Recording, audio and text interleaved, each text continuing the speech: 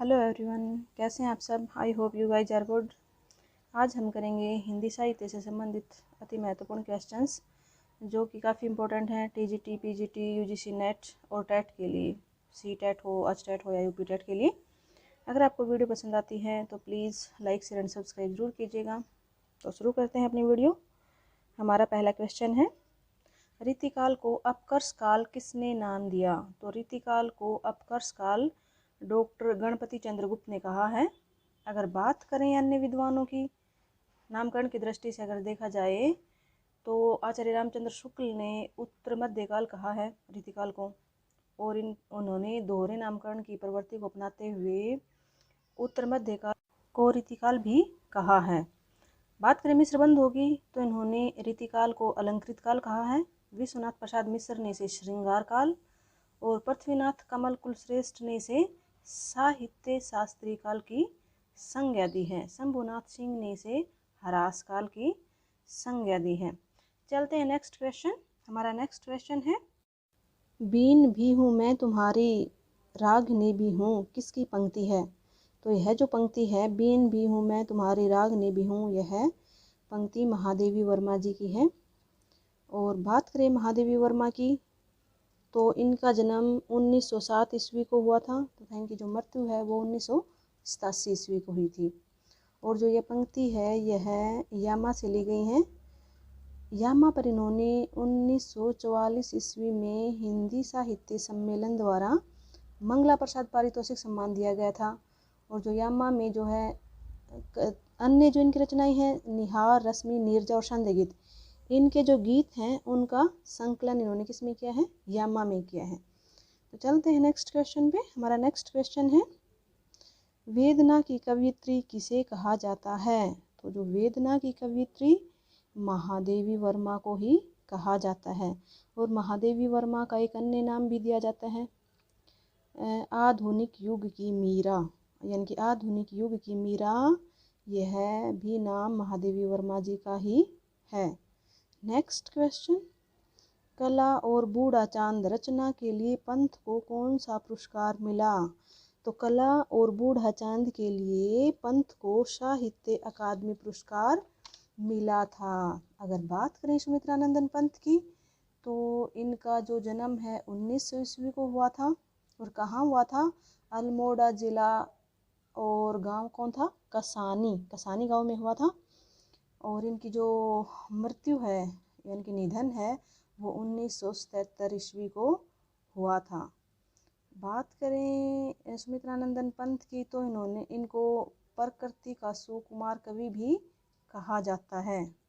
Next question, question number 5, आचार्य रामचंद्र शुक्ल के अनुसार छायावाद के प्रवर्तक कौन हैं। तो आचार्य रामचंद्र शुक्ल की बात करें तो इन्होंने छायावाद का प्रवर्तक मैथिली शरण गुप्त और मुकुटधर पांडे दोनों को ही माना है।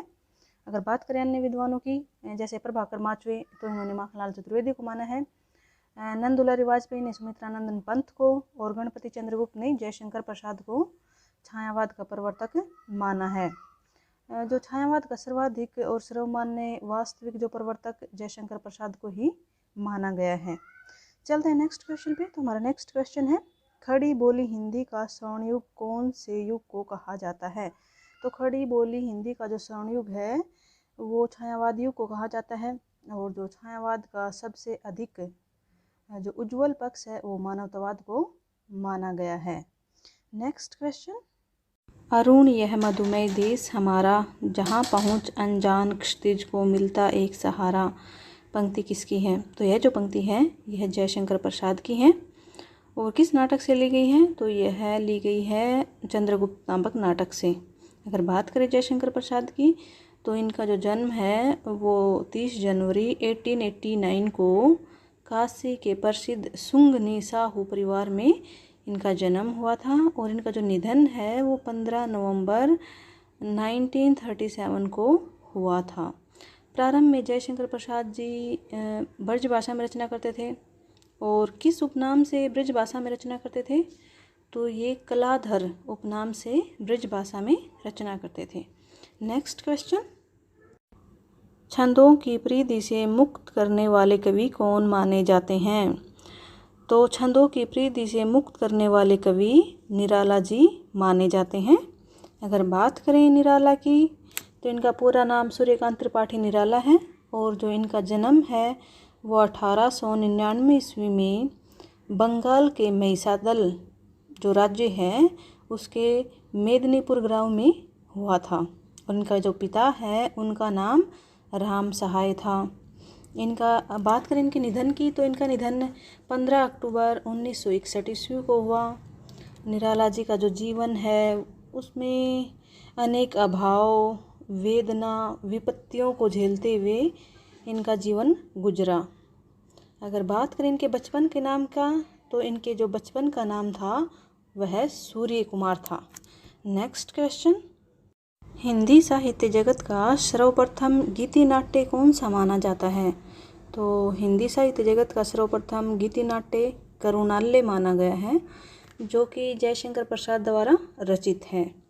और इसकी रचना कब की गई थी? तो इसकी जो रचना है वो 1913 ईस्वी में की गई थी। चलते हैं नेक्स्ट क्वेश्चन पे।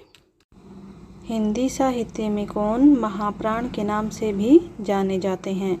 तो हिंदी साहित्य में महाप्राण सूर्यकांत त्रिपाठी निराला को कहा जाता है। बात करें सूर्यकांत त्रिपाठी निराला की तो इनका जो जीवन है वो अनेक अभाव, विपत्तियों और वेदनाओं को झेलते हुए गुजरा। और जो निराला हैं उनके बचपन का नाम सूर्य कुमार था। ये सार्वभौम प्रतिभा के पुरुष थे। इन्होंने हिंदी कविता को एक नई दिशा दी। इनकी 18 वर्षीय पुत्री जिसका नाम क्या था, सरोज था, का निधन हो गया था। तब वो 18 वर्ष की थी और उन्हीं की याद में इन्होंने सरोज स्मृति नामक एक शोक गीत लिखा, जो कि इनकी दूसरी सर्वश्रेष्ठ रचना मानी जाती है। तुमको पीड़ा में ढूंढा, तुम में ढूंढूंगी पीड़ा, पंक्ति किसकी है? तो यह जो पंक्ति है यह महादेवी जी की पंक्ति है। अगर बात करें महादेवी की तो इनको आधुनिक युग की मीरा और वेदना की कवित्री भी कहा जाता है। महादेवी वर्मा ने हिंदी लेखकों की सहायता के लिए साहित्यकार संसद नामक एक संस्था थी उसकी स्थापना की और महादेवी जी के द्वारा एक पत्रिका का भी संपादन किया गया था और उस पत्रिका का नाम चांद था। नेक्स्ट क्वेश्चन, छायावाद को स्थूल के प्रति सूक्ष्म का विद्रोह किसने कहा है? तो छायावाद को स्थूल के प्रति सूक्ष्म का विद्रोह डॉक्टर नगेंद्र ने कहा है। विभिन्न विद्वानों ने छायावाद के अलग अलग अर्थ बताए हैं। जैसे मुकुटधर पांडे की बात करें तो इन्होंने छायावाद का अर्थ रहस्यवाद माना है। आचार्य रामचंद्र शुक्ल की बात करें तो इन्होंने छायावाद को अभिव्यंजनावाद का विलायती संस्करण या चित्रभाषा कहा है। और डॉक्टर नगेंद्र ने तो स्थूल के प्रति सूक्ष्म का विद्रोह कहा ही है। और बात करें रामकुमार वर्मा की तो इन्होंने छायावाद को प्रकृतिवाद की संज्ञा दी है। नेक्स्ट क्वेश्चन, अनामिका के रचनाकार कौन हैं? तो अनामिका के जो रचनाकार हैं वो सूर्यकांत त्रिपाठी निराला जी हैं। अगर बात करें इसके रचनाकाल की तो इन्होंने यह रचना 1923 ईस्वी में लिखी।